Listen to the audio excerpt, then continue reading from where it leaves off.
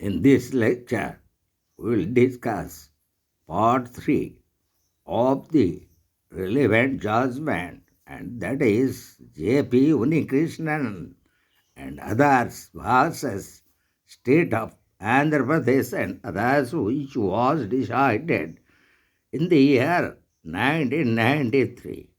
So, in this lecture, we would like to discuss the very contention presented by the petitioners. Then the contention are the arguments of the respondents and those legal issues involved, the very judgment delivered by the apex court and the guidelines framed by Supreme Court and the lasting impacts left on this judgment, and the finally would like to discuss the conclusion. So, the very contention of the petitioners, the state has no monopoly over education. Every citizen has a fundamental right to establish and run an educational institution by virtue of Article 19, Clause 1, Subclause G, and such a right even covers the establishment of educational institutions which have a motive of generating profit in front of a business. Reasonable restrictions can be imposed on the right just like they are imposed on all other fundamental rights, but bearing the lawful restrictions, this right is an absolute right. And the second proposition why the petitioners, the real problem is not founded in the establishment of educational institutions which are private in nature but in unnecessary state control. There is a demand for such institutions by people who can afford to study in it and wish to get admitted to their desired courses, and therefore the free flow of demand and supply must be maintained. And the third contention of the petitioner was the venture of an educational institution which is private in nature is not so different from other business ventures, and it is relevant if there exists a motive for profit or not from these institutions. Wherever there is a profit motive, persons with adequate means will open more schools and colleges and make education accessible to all classes. There are not a large number of people who can philanthropically maintain and manage educational institutions in the current day and age. And the fourth contention of the petitioner, if the apex court upholds the fact that a person has no right to establish an educational institution as a business venture, then a person should at least have the right to establish and run a self-financed educational institution. Such institutions could be referred to as best educational institution. That simply implies that these institutions should be free to collect as many fees as they wish from the parties who are capable of paying the same so as to enroll their children in desirable courses. Such a sum would not only cover the normal expenditures of running an educational institution, but also cover the diversification, expansion, and growth costs. The government should not be allowed to have any interference in the fixation of fees in such institutions. The needs of different educational institutions could be different based on the standard of education and the facilities they seek to provide. The government can surely impose a condition that few seats in such self-finance institutions must be reserved for those meritorious students who shall pay the same fees as the government institution. This condition allows both students with capacity and meritorious students to access education in a streamlined manner. The fifth contention by the petitioners that the judgment in the Mohini Jain case was not correct when it stated that charging any amount which is beyond the prescribed limit of the fee prescribed by the state government is a capitation fees. This proposition creates an impossible situation for private educational institutions to maintain their operations and meet their expenses. The cost of imparting education to medical and engineering students is undoubtedly high, and such costs are borne by the government in state institutions, but the government creates to subsidize for private educational institutions. Now we would like to discuss the very contention presented by the respondents. So, the first contention presented by the respondent states connected and contended that in India, both Hinduism and Islam consider education as a religious duty, and it has never been treated as a business or a trade. It has largely been treated as a mission and not a trade. The commercialization of education goes against the very culture of the nation and does a large disservice to the very fabric of nation's policies. The Parliament's intention with the legislation of the University Grant Commission Act 1956 was clear, as it sought to prevent the commercialization education.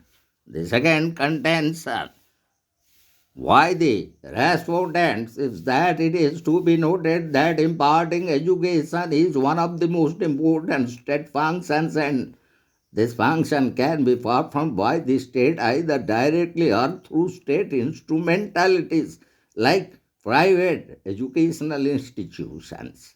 Whenever the state permits a private organization or an individual to perform state functions, it is the duty of the state to make sure that one does not get admission or priority based on economic superiority, causing detriment to the merit of other students. The third contention of the respondents but that the idea of collecting the cost of education is what allows cost-based or self-finance educational institutions to function.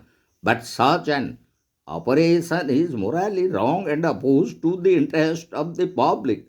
A capitation fee cannot be termed as a non-capitation fee simply because it is charged in the name of running a cost-based or self-financed institution. Such terminologies used to hide capitation fees are simply mere preferences used to charge capitation fees for admission. It leads to an exploitation of a section of society and is largely elitist in nature, which goes against the constitutional principles. It creates class bias, and the students belonging to the lower class suffer the want. The fourth contention of the respondents that if it is for who, whatever reason the apex court holds that a citizen or an individual has the right to establish an educational institution, the right does not entail an additional right to affiliation or recognition from the government.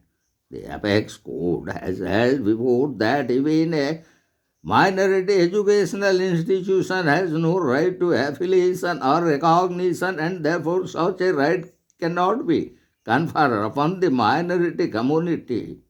The majority community or individuals as well, if such a right to establish an educational institution is recognized, it shall then be open to the state or the universities to grant recognition or affiliation and impose necessary conditions deemed fit to maintain the interest of merit, fit, fairness, maintenance of education standards and others. The government will have the choice to impose the condition to mandate such educational institutions to admit students based on merit alone. The state government shall also have the option to withdraw recognition or affiliation from such educational institutions in case of any breach of departure from the conditions imposed on them by the government.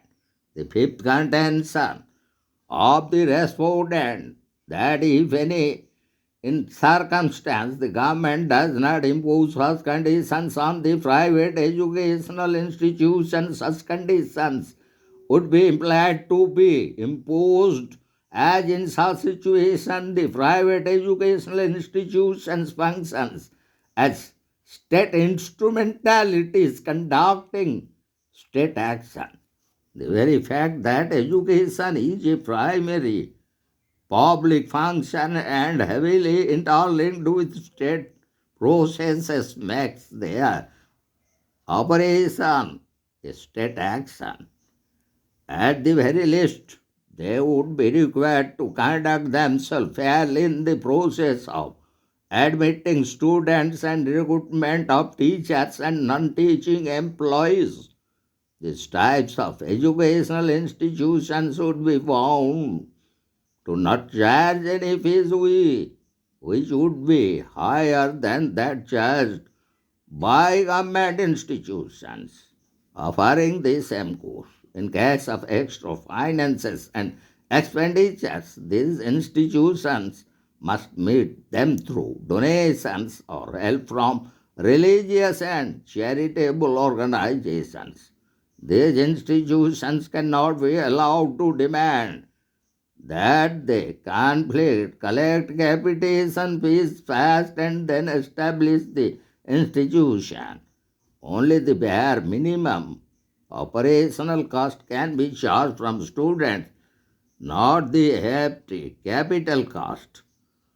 So, the very legal issues as are questioned in this very important landmark judgment, that is J.P. Unnikrishnan and others versus the state of Andhra Pradesh and others. So the legal issues, those which were questioned in this important landmark judgment, those primary legal issues which the apex court ruled upon in this important leading case were whether the decision laid out in the case of Moini Jain is correct based on its merit. The second legal question that involved in this important judgment is the right to education, a guaranteed fundamental right that the citizens of India are entitled to by virtue of the Constitution. And the third important legal questions raised is the idea of charging a capitation fee feasible with the entitlement of the right to education guaranteed to the citizens. And the fourth important legal issue question raised in this important landmark judgment is the imposition of a capitation fee for getting admission to educational institutions, a practice that is arbitrary, unfair, unjust, and violation of Article 14 of the Constitution, which relates to right to equality. So, now we would like to discuss the very judgment delivered by the Supreme Court. So, in the very judgment as per the hearing of both the parties, the petitioners and the respondents, the Supreme Court expressed that every citizen of India has a fundamental right to education which arises from Article 21, but such a right is not an absolute right. Its extent is determined with regard to Article 45 and Article 41. In simpler terms, every citizen has the right to free education till 14 years of age, and therefore the right to education depends on the subjective limits of the economic capacity of the state. Obligations created by Article 41, 45, and 46 of the Directive Principle of State Policy can be discharged by the state either directly or through aiding, recognizing, and affiliating private educational institutions. Unaided institutions can charge a higher fee. Further, every citizen has a right to establish an educational institution but has no right to affiliation or recognition or it. Without affiliation or recognition, the degree or certificates provided by the institutions hold no value, and therefore the right to establish an educational institution is without any substance. And Section 3 of the Andhra Pradesh Educational Institutions Regulation of Admission and Prohibition of Capitation Fee Act 1983 was held to be violative of Article 14 and therefore unconstitutional and void. Further, the apex court expressed that the decision of Moini Jain was reversed through the decision laid out in this case of Unnikrishnan vs.State of Andhra Pradesh in the year 1993. Higher fees can be charged by private unaided educational institutions. The higher fee limit must be fixed by the government committee, and any fee charged above it shall be understood as a capitation fee. Such a capitation fee was prohibited. Further, in this judgment, it was expressed that directive principles of state policy and fundamental rights are complementary and supplementary to each other. Even though directive principles of state policies are not justiciable and fundamental rights are justiciable, that is the only difference between both. Directive principles of state policies shall aid in interpreting the fundamental rights and vice versa. The judgment stated that the writ petitions filed by the private educational institutions that intended to impact medical and engineering education challenge the correctness of the decision given by the learned division bench in the case of Miss Mohini Jain versus the state of Karnataka in 1992. So here the petitioners were those who ran medical or engineering colleges in the state of Andhra Pradesh, Karnataka, Maharashtra and Tamil Nadu. They contended that if the decision in the Mohini Jain case was considered to be right and was then implemented in various state governments, the institutions would be forced to shut their operations and no other alternative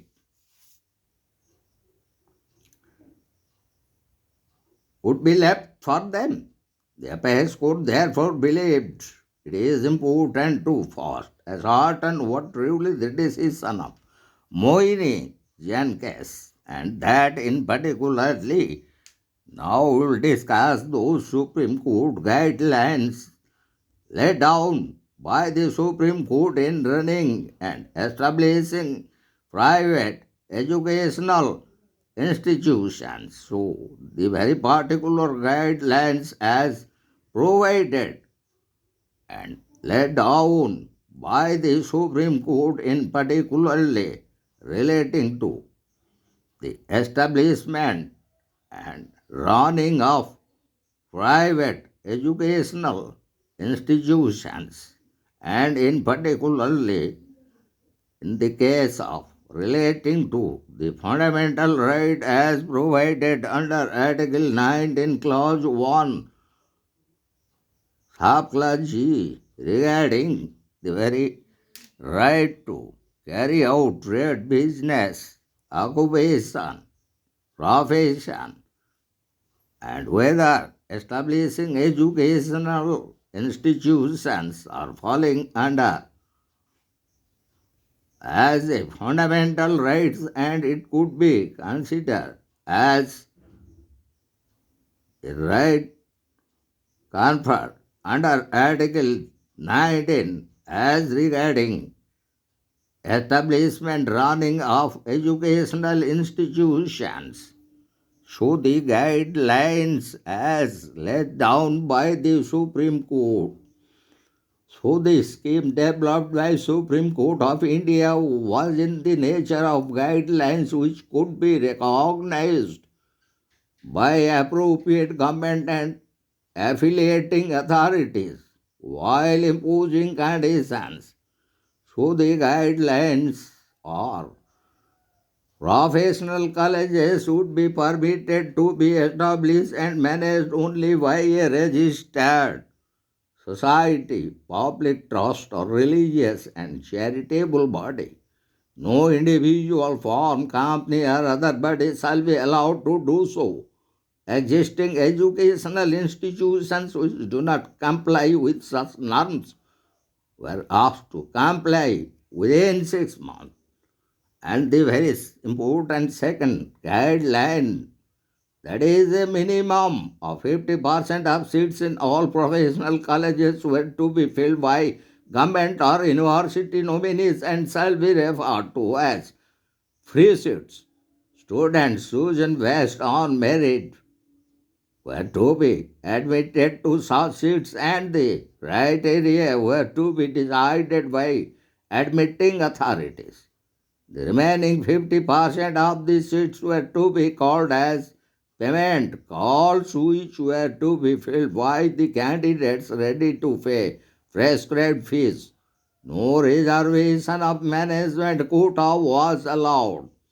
Criteria of eligibility shall be the same for both the seats, and the only exception shall be the willingness to pay higher fees.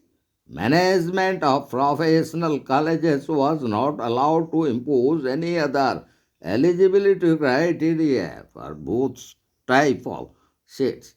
And the third important guideline issued by the Supreme Court in this landmark judgment is that number of seats in a professional college shall be fixed by appropriate authorities, and it cannot be increased without permission of such authority. The fourth guideline issued by the Supreme Court is that no call for applications for admission could be made separately from the university. Only competent authority can make a call for admission.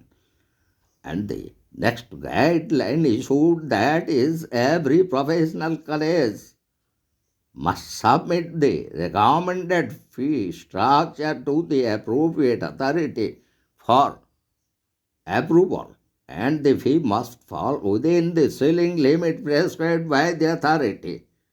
And the next important guideline issued by the Supreme Court, that every state government must constitute a committee to fix the ceiling on fees chargeable by professional colleges, and the very scheme and guidelines as issued by the Supreme Court in this landmark judgment, that is JP, Unnikrishnan and others versus the state of Andhra Pradesh and others, was made applicable from the academic year 1993 and 94. And the very lasting impacts of this landmark judgment,